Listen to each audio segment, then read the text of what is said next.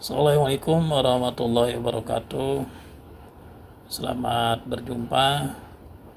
Pada kesempatan hari ini kita akan membahas soal ilmu ekonomi dan sejarah perkembangannya. Bahwa ilmu ekonomi itu ilmu yang mempelajari perilaku manusia dan masyarakat dalam memenuhi kebutuhan yang tidak terbatas dengan sumber daya yang terbatas. Artinya bahwa memang kebutuhan manusia itu tidak terbatas, selalu menginginkan sesuatu atau membutuhkan sesuatu, dari waktu ke waktu selalu bertambah. Tetapi sementara sumber dayanya sangat terbatas. Ini yang menjadi masalah inti ekonomi.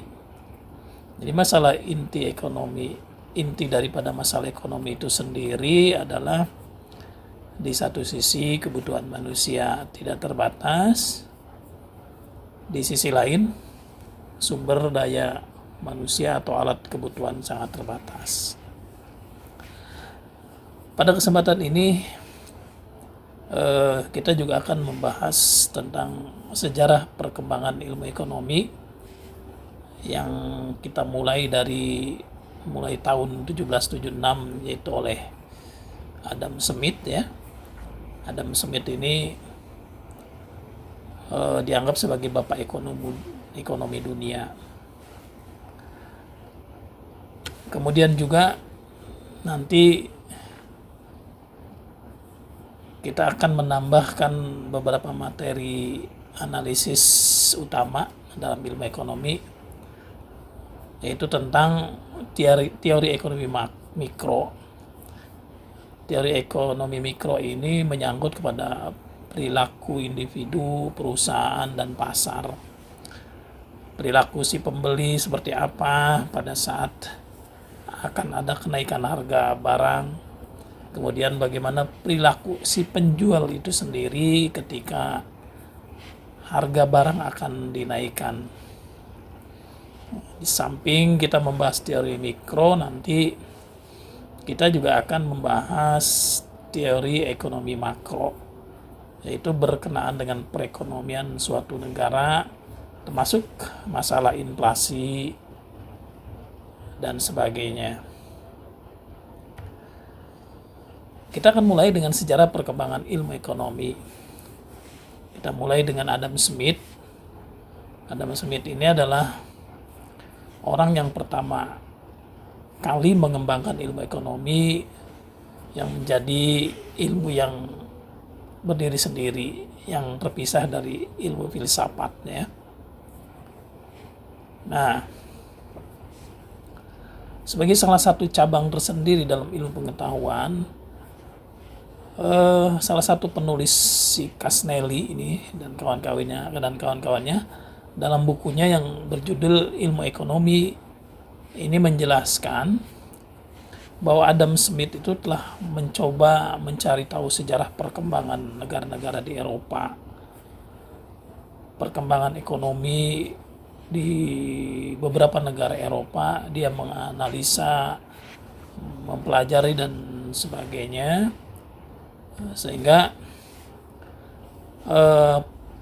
pencarian yang dilakukan oleh Adam Smith ini dituliskan dalam karyanya yang berjudul Wealth of Nation.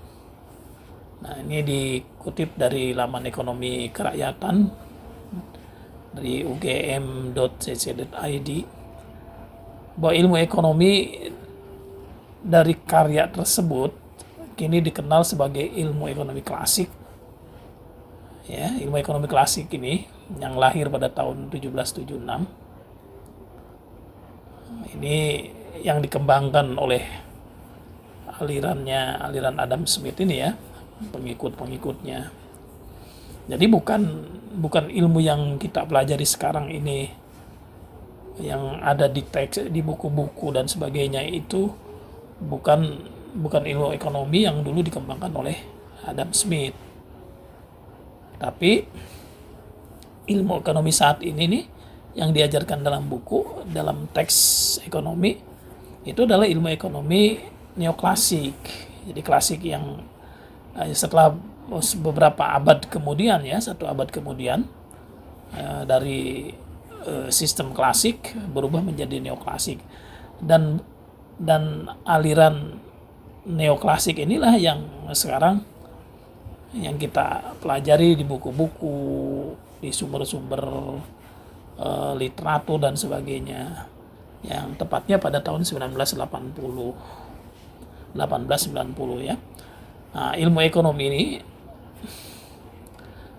ada melalui karya Alfred Marshall dengan judulnya Principle of Economics, kemudian juga pada tahun 1936 ilmu ekonomi modern lahir melalui karya J.M. Keynes, judulnya The General Theory atau All Employment, Interest and Money. Nah, ini yang modern ya, yang neoklasik. Nah, itulah sejarah ilmu ekonomi secara singkat yang dapat kita pahami. Kemudian kita tak ada salahnya kita akan mencoba membaca atau mempelajari karya-karya ahli ekonomi Adam Smith atau Marshall atau Keynes. Nah, berikutnya, apa sih teori ekonomi Adam Smith? Salah satunya adalah bahwa Adam Smith pernah berpendapat bahwa individu dibimbing oleh tangan tak kasat mata yang menyebabkan mereka mengambil keputusan. Ia merasa bahwa sistem ekonomi kapital memungkinkan keputusan ini dibuat dengan sedikit campur tangan. Nah, pada saat dia melakukan penelitian di Eropa bahwa sistem kapital itu sudah mulai merajalela. Sistem kapital itu sistem yang lebih mengutamakan kepada modal. Jadi siapa yang bermodal besar, itulah dia yang akan menguasai pasar. Selanjutnya, kalau orang-orang yang bermodal besar menguasai pasar, maka segala penentuan harga pasar itu sangat ditentukan oleh mereka-mereka yang menguasai modal besar. Makanya dalam hal ini perlu ada campur tangan pemerintah, karena di dalam kapitalis itu dia membiarkan semua sebebas-bebasnya bagi mereka yang punya modal. Makanya Adam Smith yang terkenal dengan karyanya The Wealth of Nations itu, dalam karyanya ia berpendapat bahwa masyarakat kapitalis itu harus membiarkan individu dibimbing oleh tangan tak kasat mata. Artinya di sana mau tidak mau harus ada kekuatan yang tidak terlihat, seperti kekuatan permintaan dan penawaran. Walaupun orang bermodal besar, tapi kalau ada tangan-tangan yang tidak kelihatan dalam arti kekuatan permintaan dan penawaran, maka sebesar pengaruh apapun orang yang bermodal besar itu, tetap dia akan mengikuti kekuatan permintaan dan penawaran, sehingga harga akan tercipta oleh kekuatan permintaan dan penawaran. Jadi titik keseimbangan harganya terjadi karena ada kekuatan permintaan dan penawaran, bukan karena besarnya modal seseorang atau kaum kapitalis. Terus apa sih yang pernah dilakukan oleh Adam Smith. Adam Smith secara luas dianggap sebagai pelopor dalam bidang ekonomi. Dengan karya selama hidupnya, dia memberikan kontribusi besar bagi pengembangan ilmu sistem ekonomi modern. Jadi sangat sedikit yang diketahui oleh para sejarawan tentang masa kecilnya. Nah, Smith lahir di Skotlandia pada tahun 1723. Nah, tentu selama dia belajar, selama dia menganalisa, selama dia meneliti, tentunya dia punya background pendidikan yang cukup mumpuni ya. Dia juga pernah menjadi mahasiswa, dia juga menjadi seorang pengajar. Ilmu ekonominya sungguh luar biasa, sehingga wajar kalau beliau menjadi bapak ekonomi dunia.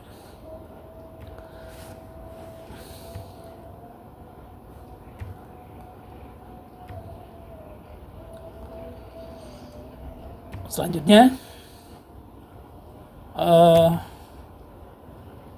mungkin kita akan langsung saja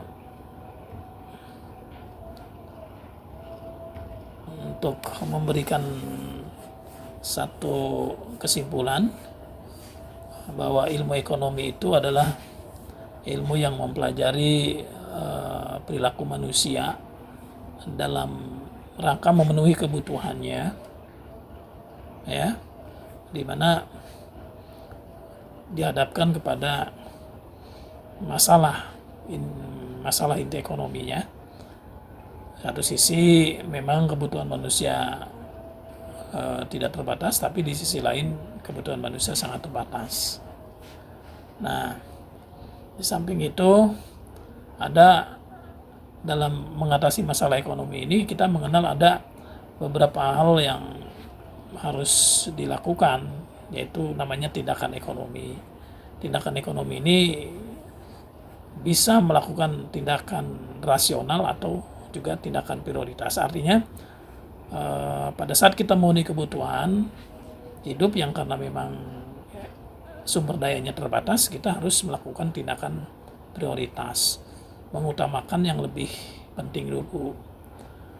Kalau kamu misalnya dihadapkan pada dua pilihan sebagai seorang pelajar, membeli buku apa nonton, sementara sumber dayanya sangat terbatas, tentu diprioritaskan membeli buku. Nah, di samping itu ada tindakan rasional. Tindakan rasional itu tindakan di mana secara akal, secara rasional itu bisa diterima oleh akal.